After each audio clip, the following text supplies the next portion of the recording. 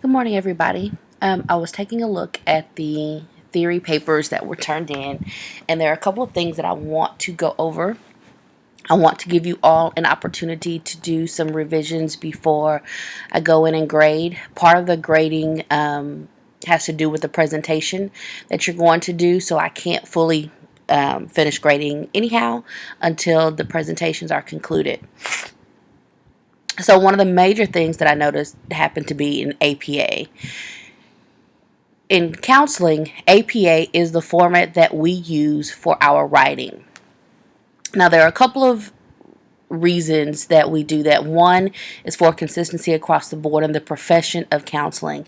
So this is our professional writing tool. It's how we write. It's how you are going to see papers written when you're reading articles and journals and things of that nature. One of the other things that it helps us with is, as a counselor, whether you're a school counselor or you're working in private practice, there are going to be certain formats that you are going to need to use, whether you are completing paperwork in the school system for your planning, for referrals to special education services, or other things for that manner. There's no way for us to be able to teach you each of those formats because each school district is going to be different on which technology that they're using and how they want that paperwork submitted for the district. The same thing goes if you're working in private practice or in a clinic. There are going to be different ways that those clinics are going to want you to complete your case notes, and insurance companies, they're going to have their formats that they're going to want you to submit so that you can submit the claims for your clients for insurance purposes.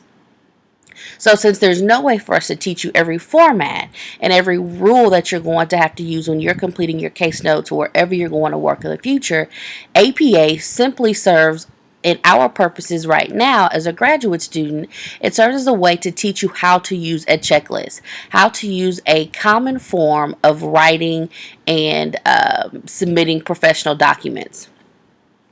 So I want to go over the information that I sent to you in an announcement, and I want you guys to go back and I want you to look at these documents and look at the papers that you submitted and check them against one another. It is very important that your papers follow APA. They're going to need to follow APA from in each one of the courses that you're enrolled here at the Lake.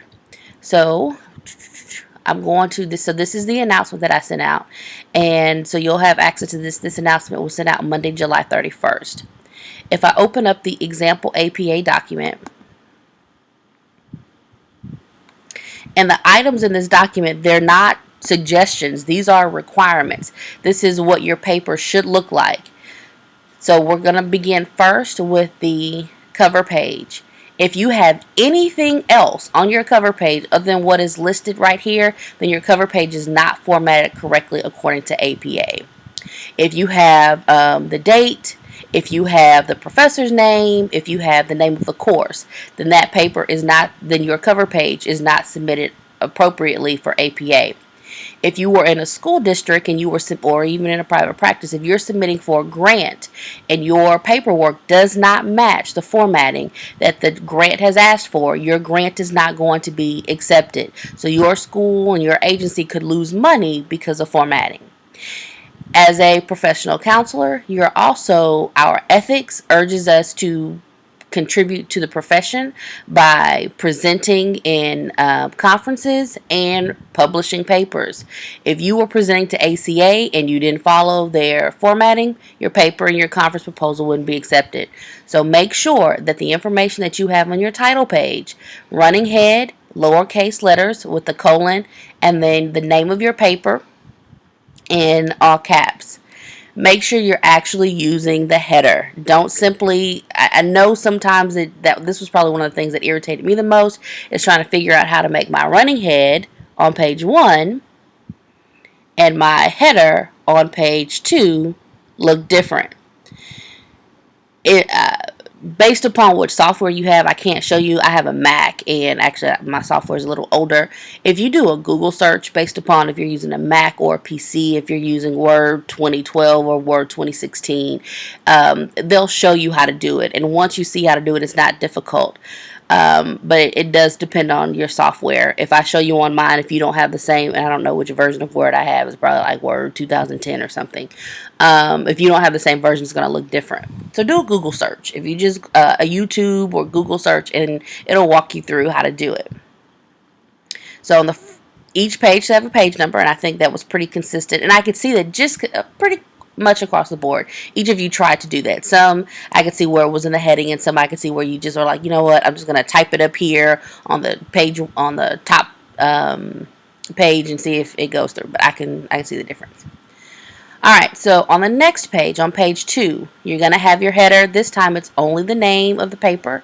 With page 2, it's also in all caps. So if you have yours in cap and lowercase, it's not formatted correctly. You need to make sure that you have a title for your paper. Your title is not in bold. So I have a title. This is, like I said, an example paper. So the title is here. It is centered. It's in uppercase and lowercase letters, and it is not bolded.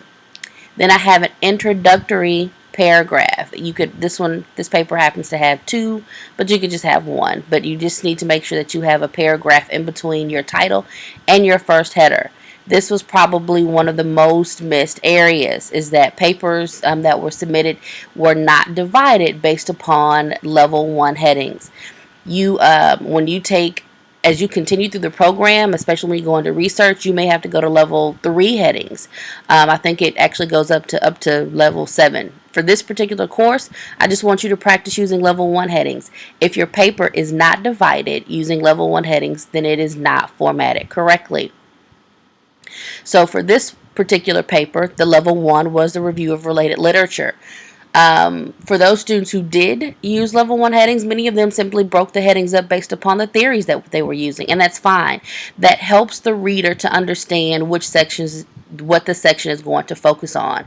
So your paper should have level 1 headings. For the paper that you submitted, probably I would say 4.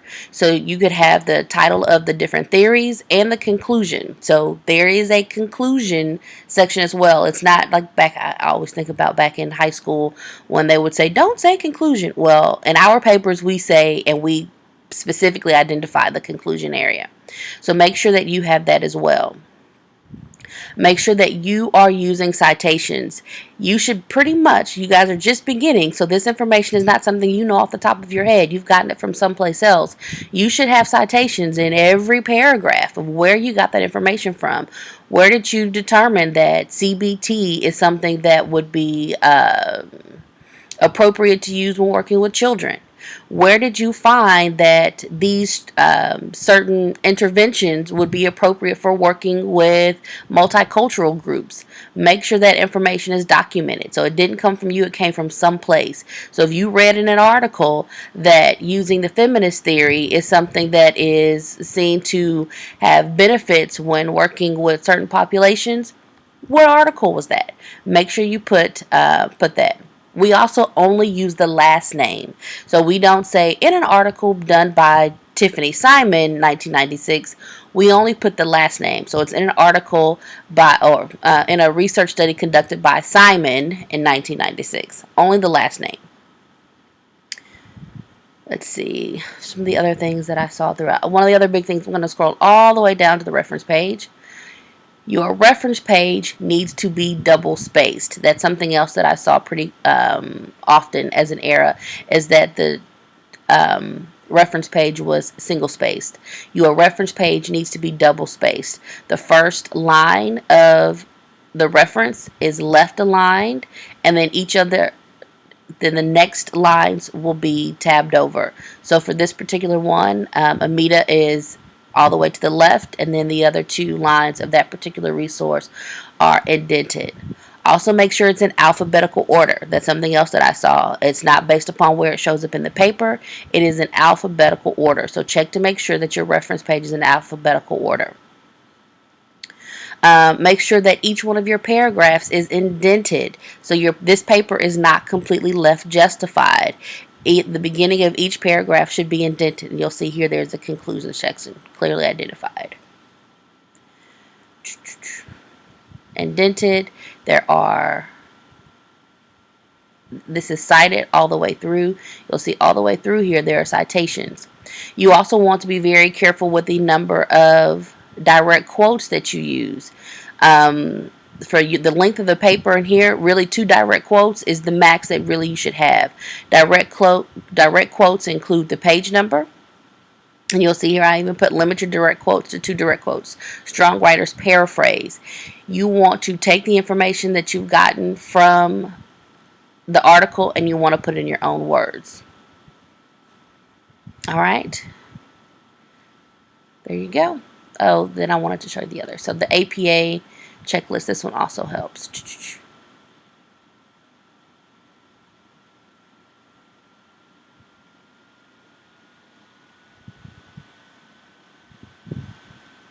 Yeah.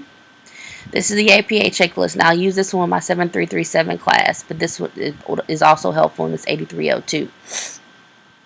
You need to go through your paper, and you need to go through and make sure that everything is set up correctly. Look, is the APA reference page set up correctly? Go through and say your APA citations. Do you have them paraphrased? Do you have direct quotes, and are there only 2? What does your title page look like, and does it have all the components on there correctly? Do you have the header and the first page header? Are they different as they're supposed to be? Your APA numbers, numbers 1 through 10 should be written out in the actual word. So if you're using 3, then it should be THREE, not the number 3. Anything greater than 3, greater than 10, then you write it out. So this is there. I list all the level 1 headings. Make sure that they are included. These are things that are required in an APA formatted paper. So you have this information that's available for you. If you have any questions, you can contact me. You can look at Purdue OWL. You can use the Writing Center. But you're going to have to go through, and I want you to do your own self-editing. If I go through and I edit it, then I grade it at the same time, and you won't have an opportunity to make the revisions. But this is not based upon content, so this is something that is easy to follow because I'm telling you exactly how I want the paper to look. You have the example APA paper, and you have the checklist. These are things that you need to use to do a self-edit to the paper that you turned in.